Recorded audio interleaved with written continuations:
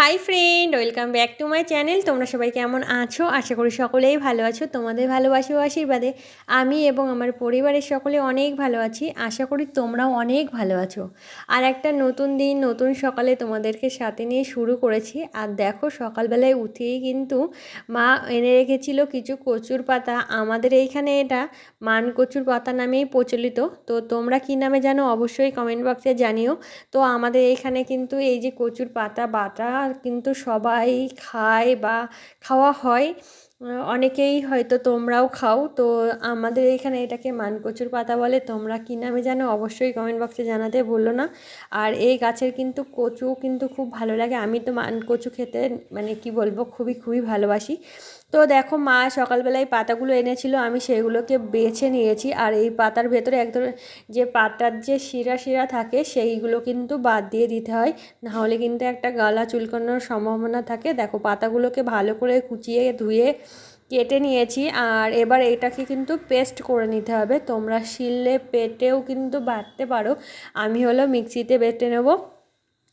আর এইটা খেতে কিন্তু সত্যি সত্যি ভীষণ ভালো লাগে। আর এইটা মানে যারা রসুন দিয়ে খায়, তো এটা কিন্তু মুখের রুচি আনে। এবং অনেকে আমাদের এখানে বলে যে শরীরে যদি ব্যথা শূন্য থাকে তাদের জন্য কিন্তু এই মানে পাতা বাটাটা কিন্তু খুবই খুবই উপকারী একটা মানে বলবো রেসিপি। তো দেখো, এটা বানানোর জন্য আগে কড়াইতে তেল দিয়ে নিয়েছি। তো আর কিছুই কিন্তু সেভাবে লাগবে না। আর তেলের ভিতরে এই হলুদটা দেওয়ার কারণ হলো, তাহলে এই যে এটার যে জলটা আছে না, তেলটা হলো ছিটকাবে না। তো তোমরাও এই টিপসটা কিন্তু ইউজ করতে পারো। কোনো কিছু ভাজার আগে যদি তোমরা তেলের ভেতরে একটু হলুদ দিয়ে নাও, তাহলে কিন্তু সেটা কিন্তু চারিদিকে কিন্তু ছিটে আসবে না। তো তোমরাও কিন্তু এটা এই টিপসটা ফলো করতে পারো, এটা আমার মা বলে। তো দেখো, আমি এইখানে কিন্তু শুধু লবণ আর হলুদ দিয়েছি, আর কিচ্ছু লাগবে না। আর তোমরা যারা বাটার সাথে একটু রসুন খেতে চাও, রসুন কিন্তু দিয়ে বেটে নিতে পারো। আর এইখানে দেখো, আমার কিন্তু বাটা কমপ্লিট হয়ে গেছে। তো দেখো মুখটার কি অবস্থা হয়েছে। এতদিন ধরে তো মানে নিজের দিকে একদমই যত্ন নেওয়া হয় না। আর পুজো তো এসেই গেছে, আর কদিন মাত্র হাতে গোনা বাকি। তো এখন একটু নিজের জন্য একটু সময় বের করতেই হচ্ছে। নিজেকে যদি সুন্দর না করে তোলা যায় না, সত্যি নিজের দিক থেকে নিজেকে মনে হয় যেন অনেকটাই অনেকটাই ছোট হয়ে যাচ্ছি। তো দেখো, এইখানে নিয়ে নিয়েছি কফি। আর এই প্যাকটা বানাতে কি কি লাগছে তোমরা অবশ্যই ফলো করো। দেখো, কফির সাথে নিয়েছি চিনি, এটা কিন্তু ভালো করে মিশিয়ে নেব। আর আরও এর সাথে আরও দুটো জিনিস অ্যাড করব, তোমরা কিন্তু স্কিপ করো না, সম্পূর্ণ ভিডিওটি দেখতে থাকো। আর দিয়ে নিয়েছি একটু লেবুর রস। তোমরা কিন্তু অবশ্যই অবশ্যই বাড়িতে এই রেসিপিটা এই রেমেডিটা অবশ্যই ট্রাই করলো। আর দিয়ে দিয়েছি অ্যালোভেরা জেল। তোমরা তোমাদের বাড়িতে যদি অ্যালোভেরা থাকে তাহলে তোমরা অ্যালোভেরা ব্যবহার করতে পারো, আর না হলে দোকান থেকে যে অ্যালোভেরা জেল কিনতে পাওয়া যায় সেগুলোও কিন্তু ব্যবহার করতে পারো। দিয়ে দেখো, একটা ক্লিনজিং বানিয়ে নিয়েছি। আর এতে রয়েছে কফি। কফি কিন্তু আমাদের ত্বককে সতেজ রাখতে সাহায্য করে।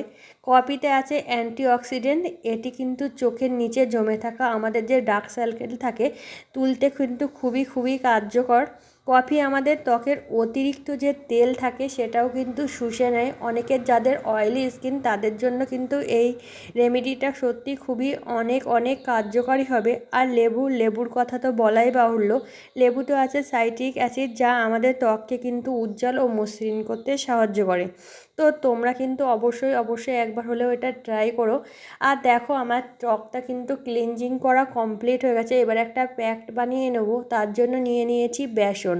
আমি এখানে 2 চামচ পরিমাণ বেসন নিয়েছি, তার সাথে দিয়ে দিচ্ছি চালের গুঁড়ো।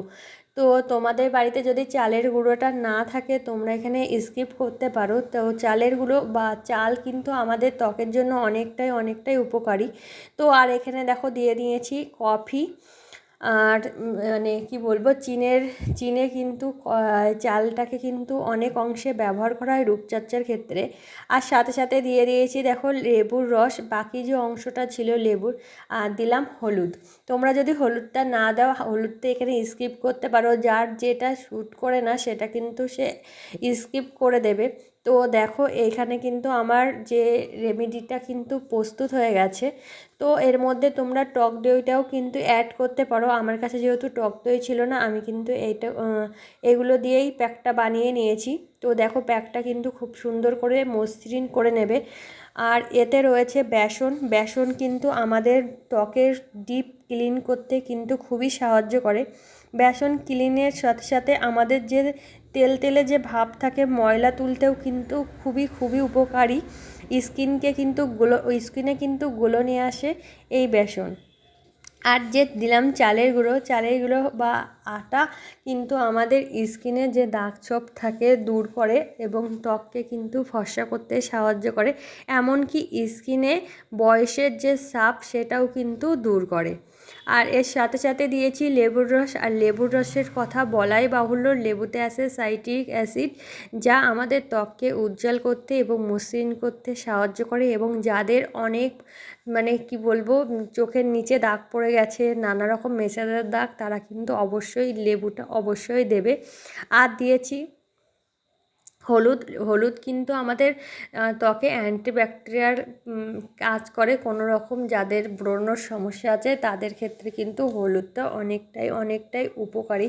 তো তোমরা যদি এই রেমেডিটা বাড়িতে অবশ্যই একবার হলেও ট্রাই করো, তোমরা কিন্তু পুজোর মধ্যেই রেজাল্টটা বুঝতে পারবে কতটা তোমাদের স্কিনটা গ্লো করছে। আর দিয়ে দিয়েছি কফি কিন্তু আমাদের ট্যান রিমুভ করতেও সাহায্য করে, যার জন্য কিন্তু আমাদের এই যে রোদ্রে পোড়া ভাবটা কিন্তু এক অংশে চলে যাবে। তো দেখো আমি কিন্তু এটা 30 মিনিট রেখে ধুয়ে ফেলেছি। আর দেখো মুখটা ধুয়ে তোমাদের সামনে চলে এসেছি। আর কতটা গ্লো করছে তোমরাই নিজেরাই দেখে নাও। আর সাথে সাথে কিন্তু কতটা হেলদি লাগছে স্কিনটা। তোমরা একবার হলেও বাড়িতে এটা ট্রাই করো, আশা করি তোমরা অনেকটাই ফল পাবে। তো দেখো বিকেলবেলায় চলে এসেছি একটু বাজারে, কিছু কেনাকাটা ছিল। তো আজকের ভিডিওটি আমি আর বড় করব না। তোমাদের আজকের ভিডিওটি কেমন লাগলো অবশ্যই কমেন্ট বক্সে জানাতে ভুলবে না। ভিডিওটি ভালো লাগলে অবশ্যই চ্যানেলটি সাবস্ক্রাইব করে আমার পাশে থাকবে এমন নিত্য নতুন ভিডিও দেখার জন্য। আর এখন থেকে কিন্তু তোমরা আমার প্রতি ভিডিওতেই কিছু না কিছু টিপস পাবে। তো দেখো তোমাদের জন্য ভালো ভালো ভিডিও দেওয়ার চেষ্টা করি। তোমরা আমার সাথে থেকো, পাশে থেকো। তোমাদের ভালোবাসা ও আশীর্বাদে আমি একদিন ঠিক লক্ষ্যে পৌঁছাবো, এই আশা নিয়েই কিন্তু এগিয়ে চলেছি। আমার দাদা ভাই, দিদি ভাই, বন্ধু বান্ধব, তোমরা এইভাবেই আমাকে সাপোর্ট করো। আর দেখো বাড়িতে এসেছিলো ফুচকাওয়ালা। তো দেখো কিছু ফুচকা নিয়ে এসেছি, অনেক দিন ফুচকা খাওয়া হয় না বলে। আর এই ফুচকাগুলোকে এখন খেতে থাকি। তো আমি যতক্ষণে ফুচকাগুলো খেতে থাকি, তোমরা এখনও যারা ভিডিওটিতে লাইক করোনি, তারা ভিডিওটিতে একটা লাইক করে দিও। আর এই ছোট্ট বোনটাকে অবশ্যই একটু সাপোর্ট করো। আর আমার ভিডিও তোমাদের কেমন লাগছে, আমাকে কেমন লাগে অবশ্যই কমেন্ট বক্সে জানাতে ভুলবে না। তো আমার পুরনো বন্ধুরা, তোমরা তো আমাকে অনেকটাই সাপোর্ট করো। যারা আমার চ্যানেলে ভিডিও দেখছো অথচ কমেন্ট করো না, সবার কাছে রিকোয়েস্ট, তোমরা প্লিজ কমেন্ট করো। তাহলে তোমাদের সাথে কথা বলতে আমার সত্যি খুব ভালো লাগবে। আমি প্রতিটা কমেন্টেরই উত্তর দেওয়ার চেষ্টা করব। তো আজকের ভিডিওটি এই পর্যন্ত। সবাই ভালো থাকবে, সুস্থ থাকবে। সবাইকে অসংখ্য ধন্যবাদ। টাটা।